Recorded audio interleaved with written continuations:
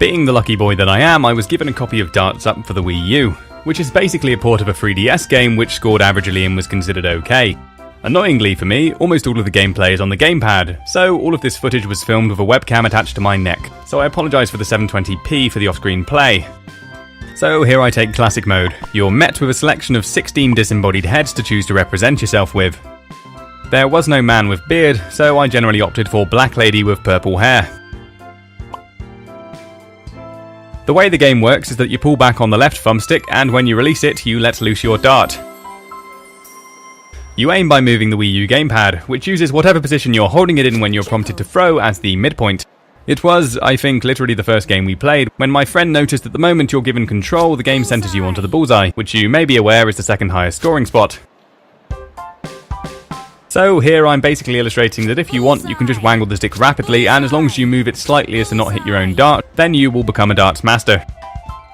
I'm going to briefly entertain the idea that anybody watching this might not be familiar with how darts works. Basically, in the classic game you start with the number 501, and you take turns with your opponent throwing 3 darts and tallying up your points. The numbers around the outside say how much landing in each slice is worth, and the outer box grants a double and the middle box grants a triple. The bullseye is worth 50, and the outer ring, or bull, is worth 25. The aim is to score as high as possible, ideally triple 20s, until you get a low number.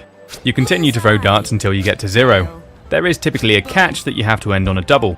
Sadly for anyone who's actually ever seen competitive darts, presumably by accident, the announcer doesn't say 180 when you get 3 triple 20s in a row.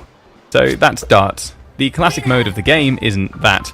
Instead, you just have to get to 0. There's an arcade mode where you push yourself to keep meeting points goals, and I'm not sure if I'm proud or not to say that at the time of recording this, I'm ranked number 2 best in the world at trying to break the game with the bullseye cheat. There's also a combo mode, which I don't think I understood. There's literally no explanation for it, and I don't know if one will get patched in. From what I can tell, you just throw 9 darts over 3 rounds and try and get the highest score you can. Then there is XO1, which is darts rules as I know them, allowing you to start and or end with a double. The lack of control over the throw itself and the lack of physics over the darts does kind of suck, and it makes the game not really feel very much like darts. But if you play the game properly, it is actually pretty fun. Given the way the gamepad works, you have completely off-screen play if you want it, and the music and the announcer both come through the gamepad, so there's no real drawback there. You could even play it reclined in bed if you wanted. It is worth noting that the game hasn't got a US release date, but Enjoy Up Gamers have confirmed that it is coming out there.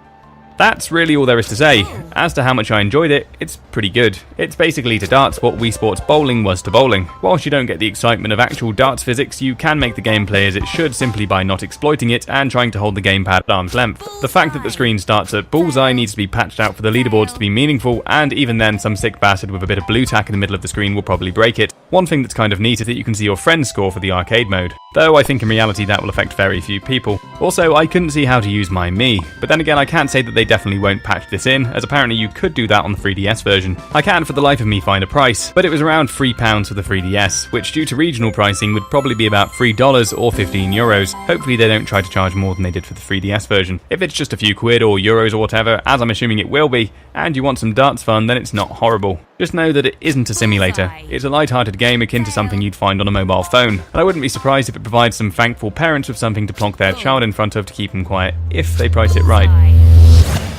So that's it. As usual, there are links to my other videos appearing now. Go and check out my other reviews, and don't forget to like, comment, subscribe and share if you want to help me grow. It helps a lot, and it's the best way to ensure that I can cover as many games as possible. Thank you, and goodbye!